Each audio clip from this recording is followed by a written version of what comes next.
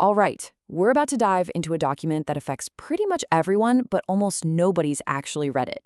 I'm talking about the Income Tax Act. And we're going to deconstruct this thing by looking at its most important part, the section that literally defines every single word.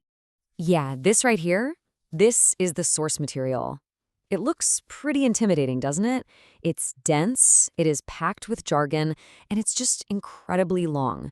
But it's kind of like source code for a computer program.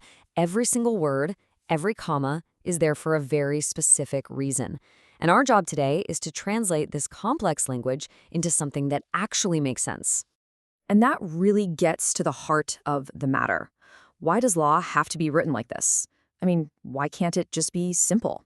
Well, as we're about to see, that density, that incredible specificity, it's not just a weird quirk. It is the entire foundation that the whole legal system is built on. So here's how we're going to break it down. We'll start with what I like to call the law's dictionary. Then we'll figure out who's who in the world of taxes. After that, we've got two really interesting case studies, one on agricultural income and another on whether your sofa is considered an asset. And finally, we'll zoom back out to see why every single one of these words matters so much. Okay, first up, the dictionary. We're going straight to Section 2 of the Income Tax Act. Now, you gotta understand, this is not just some boring list of words. This is the official rulebook. It governs every calculation, every single dispute, and every rupee of tax that's collected under this law. It all starts here. The best way to think about it is like a board game. Before you can even play, you need to know what each piece on the board does, what the goal of the game is, and what moves you're even allowed to make, right? Well, Section 2 does exactly that for the entire tax system. Without it, the rest of the act would be totally meaningless. So let's meet the players. The act has to be absolutely crystal clear about who it's talking to and who it's talking about. And the most fundamental definition, the one that kicks everything off, is the one for the person who's actually being taxed. And here it is, pulled straight from Section 2, subsection 7, and assessee is a person by whom any tax or any other sum of money is payable under this act. You can hear how formal and precise that language is. So what does that mean in plain English? Simple. An assessee is you, me, a big corporation, basically anyone who might owe taxes. The law also cleverly expands this to include people who are involved in some kind of tax proceeding, even if they end up getting a refund. The key takeaway is that this one little word, assessee, defines the main character of the entire law. All right, let's do our first deep dive. This is a brilliant example of how the law can take a really simple idea and then build this fortress of definitions around it to make sure there's zero ambiguity. We're going to look at agricultural income, which, for the most part, isn't taxed. Sounds easy enough, right? Well, not so fast. Now, the basic definition in Section 21A seems pretty straightforward. It's money you get from land in India that's being used for farming. But the real complexity, the interesting part, isn't what it is, it's what it isn't. The law is obsessed with the edge cases. Like, what happens if that farmland is right next to a big city? And this is where it gets kind of wild. Check out this table. The law lays out these super specific rules. If your so-called agricultural land is within 2 kilometers of a town with more than 10,000 people, boom, it's not considered agricultural for certain tax purposes. And look, as the city gets bigger, that exclusion zone expands all the way up to 8 kilometers. This insane level of detail is there for one reason: to stop people from buying up valuable urban real estate and pretending it's a tax-free farm. Okay, let's move on to our next case study, which I think is something we can all relate to. We all own stuff, right? Furniture, a car, maybe some family jewelry. But in the eyes of the tax law, which of those things are actually capital assets? The answer is, well, it's fascinating. So let's make this personal for a second. Just think about the things you own.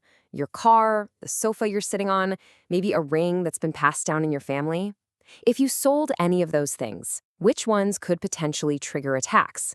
The law has a very specific and kind of a multi-layered answer. First, the law starts incredibly broad.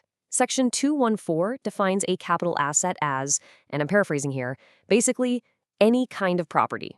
So by that logic, everything you own is a capital asset.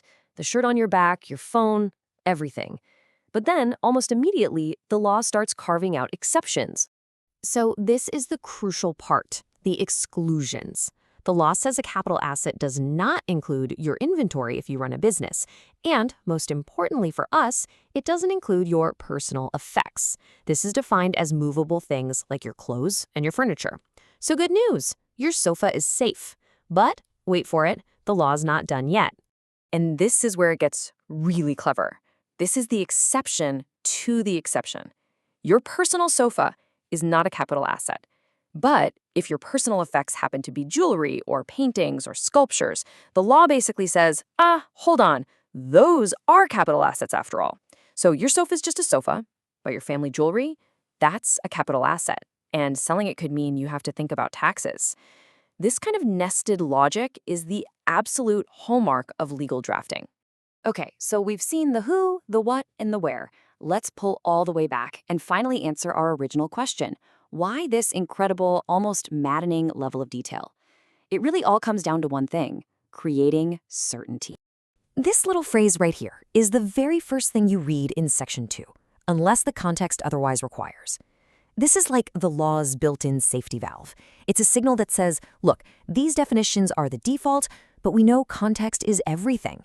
It's a quiet admission that no dictionary, not even a legal one, can possibly account for every single real-world situation. At the end of the day, this level of precision isn't really for you and me to read on a weekend. It's for the lawyers, the accountants, and the judges.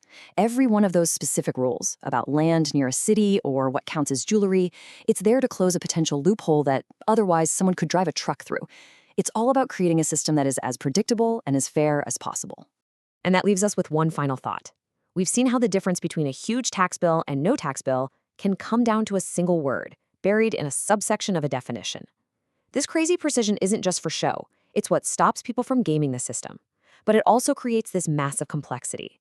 And that raises a really fascinating question. How do we write laws that are simple enough for everyone to understand, but also specific enough that no one can exploit them?